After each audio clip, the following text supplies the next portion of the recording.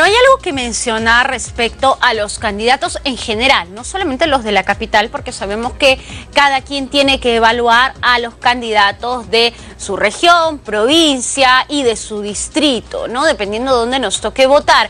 Y es que muchos suelen hacer propuestas en diversas materias, pero no nos dicen cómo las van a implementar de llegar al municipio. Y hay un tema que es bien interesante y que no nos damos cuenta. Pensamos sí en los grandes problemas, seguridad, tránsito, en algunos lugares, áreas públicas, basura, pero no pensamos qué puede hacer un gobierno local en materia de educación. Y además, si es que algunos de los candidatos tienen este ítem dentro de sus planes de gobierno. Lo vamos a conversar en nuestros estudios con Maite Morales. Ella es directora general del Instituto Apoyo y ya se encuentra con nosotros. Muy buenas tardes, bienvenida. ¿Qué tal? Buenas tardes, muchas gracias. A ver, en cuanto a educación, la primera pregunta que pueden hacerse las personas que nos están viendo es, ¿eso no le corresponde al gobierno central? ¿Qué puede hacer mi alcalde en materia de educación?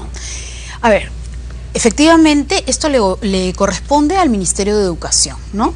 Pero hay que tener en cuenta, ¿no es cierto?, que estamos pasando por un contexto de país que nos hace ver que en realidad lo que necesitamos, evidentemente, es todos estar educados, no solamente la escuela como tal, ¿no?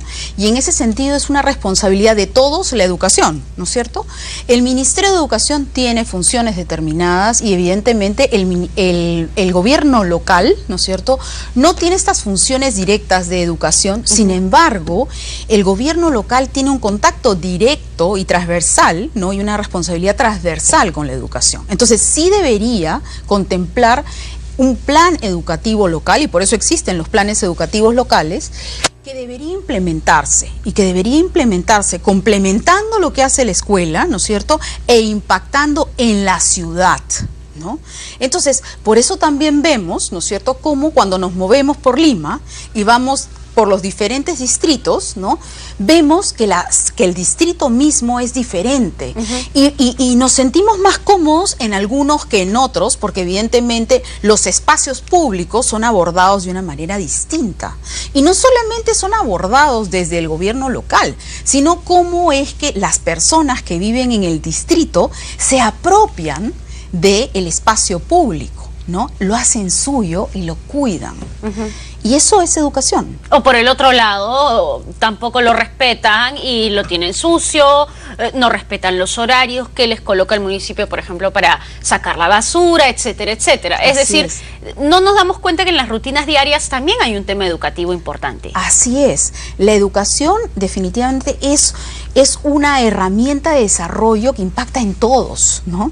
Y mira, o sea, como un ejemplo, ¿no?, hay muchos niños definitivamente ahora que gracias a la educación que reciben, a la formación que reciben en la escuela y la educación que reciben también en casa, son mucho más conscientes y mucho más ciudadanos que muchos adultos. Ahora, ¿cuántos de los candidatos abordan el tema de educación dentro de sus planes de gobierno? Bueno, de hecho hay varios que efectivamente lo abordan de manera directa, ¿no es cierto?, y hablan de planes, ¿no?, de formación ciudadana, ¿no? De hecho, bueno, el señor Reyardo, por ejemplo, toca el tema, evidentemente el alcalde Muñoz también de manera importante, ¿no? Y muchos, efectivamente, digamos, abordan el tema, pero hay una necesidad de escucharlos, ¿no es cierto?, y de que aborden el tema expresando el cómo, la capacidad de gestión que van a tener luego, ¿no es cierto?, dada la experiencia y en todo caso ya digamos el potencial personal que cada uno tiene de poder finalmente esto aterrizarlo en el hacer. Porque muchas son ideas muy bonitas, ¿no? Así vamos es. a descentralizar, si hablamos un ejemplo, seguridad, que mucho se habla, vamos a descentralizar el serenazgo, vamos a poner orden, ya. ¿Cómo vas a poner orden? Me imagino que lo mismo pasa en educación, donde en teoría las ideas quizá no sean tan concretas, sino que hay que especificar muy bien cómo voy a aterrizar un tema educativo y cultural. Así es, y en esa línea es que en el Perú, por ejemplo, el enfoque de educación STEAM, ¿no es cierto?, ya se ha concretado y se ha concretado en distritos como Miraflores, como la región Tacna, ¿no es ¿Cuál cierto? es este enfoque? Este enfoque de educación STEAM lo que tiene que ver es con aterrizar, ¿no es cierto?, la educación en el hacer, promover el gusto por aprender, ¿no es cierto?, haciendo. Entonces el escolar se vincula con el hacer. ¿Y el hacer dónde? En su contexto. En su comunidad. En su comunidad, ¿no es cierto? ¿Para qué? Para solucionar problemas de su comunidad.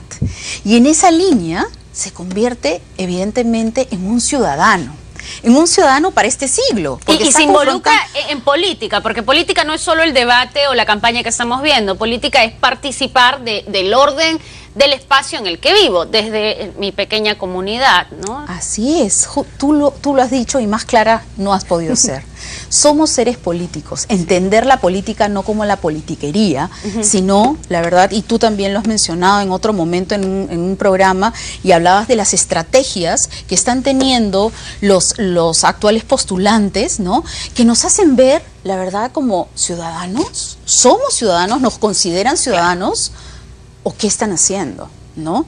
Entonces, yo sí abogaría, ¿no es cierto?, por esta responsabilidad de los postulantes de mostrar el cómo. ¿Cómo lo van a hacer? ¿Qué capacidad de gestión tienen para concretar esto que en blanco y negro suena lindo?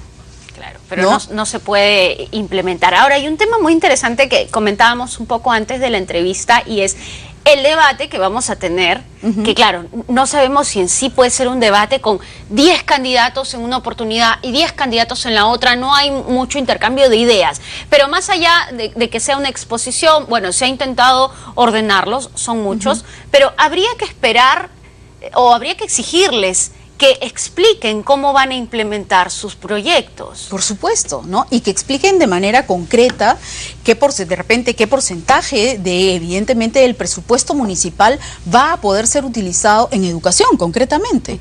Porque evidentemente el tema de seguridad ciudadana, ¿no? Claro, es una prioridad. Es una prioridad. Pero la educación finalmente es la visión a largo plazo y ahí tendría que ver evidentemente un acuerdo, ¿no?, de todos enfocarnos también en el largo plazo, porque hay que parchar la pista, sí, pero lo que hay que hacer en el país, y lo vemos y lo hemos visto a través de toda esta crisis, que tiene que ser una oportunidad para todos, ¿no es cierto?, que tenemos que construir buenas pistas, y eso no se trata de parchar, se trata de construir y construir juntos, y ahí es donde el gobierno local tiene una especial responsabilidad. ¿Por qué? Porque es el que está directamente vinculado con el ciudadano, con ese ciudadano local, ¿no es cierto?, que finalmente va en el 2021 a concretar una votación responsable. ¿Cuánta gente ahora que va a viciar su voto o que va a votar en blanco? ¿Cuántos que están cansados, ¿no?, de la politiquería, como dices tú, y confundimos eso con política? Ahora, Maite, un poco para ir cerrando, ¿qué recomendación podemos darles a todas las personas que nos están viendo que dicen, ok, entonces tengo que fijarme también en las propuestas en materia de educación del candidato de mi zona? ¿Qué debo buscar? ¿Y qué tipo de situaciones o qué tipo de frases deben hacerme pensar, no, quizá este candidato no la tiene muy clara? Mira, yo creo que en este momento estamos en un momento crítico en el país, donde creo que cada uno tiene que asumir su responsabilidad, ¿ya? En esa línea, yo lo que recomiendo, sobre todo a los ciudadanos, a los padres de familia, que miren realmente qué educación están ellos promoviendo en sus hijos, ¿no es cierto? Y tiene que ser una educación para este siglo, no para el siglo pasado, porque la educación memorística, esta educación que básicamente te lleva a aplicar lo que recuerdas, ya no es para este siglo. Esta educación es una educación enfocada en competencias, y así lo establece el currículum nacional, y por otro lado es un momento en el siglo en que nos lleva a trabajar juntos, a poder generar pensamiento crítico, creativo, colaborar y comunicarnos. Entonces, creo que esos criterios, que son las competencias siglo XXI, deberían estar claramente establecidas en cómo se van a generar o cómo se van a promover en esta política educativa que están planteando desde los gobiernos locales. Porque lo que necesitamos son ciudadanos, ciudadanos con pensamiento crítico, creativo, comunicación y colaboración que puedan solucionar problemas de su contexto, para que así el Estado, evidentemente la empresa y la sociedad civil, todos, podamos construir un mejor país. Claro, y todos estemos involucrados en esa tarea, ¿no? Que directamente nos afecta. Muchísimas gracias, Maite, por estar con nosotros y por hablar de este tema. Ojo, siempre lo decimos aquí en el programa, hay que tratar de hurgar. Hoy en día tenemos muchas herramientas, los candidatos están hasta en las redes sociales, por si usted no tiene tiempo de revisar y de solicitar de manera formal sus propuestas, revise, indague un poco sobre ellos, ¿no? Los jóvenes que también van a votar, así como son stalkers de algunas personas en las redes sociales,